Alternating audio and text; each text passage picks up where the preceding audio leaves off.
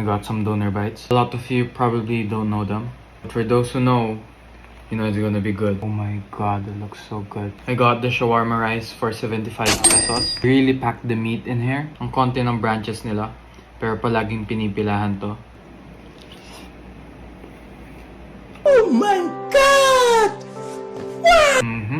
That's so good. You can really taste that's actually ground beef. It's got what you expect on a regular shawarma, right? What I really like is their chili sauce. Because it's not just spicy. Because it's flavorful.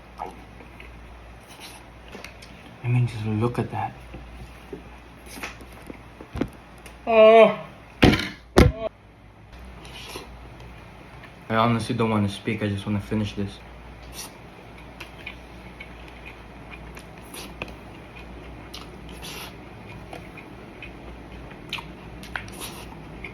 Doner Bites gets a 9.7.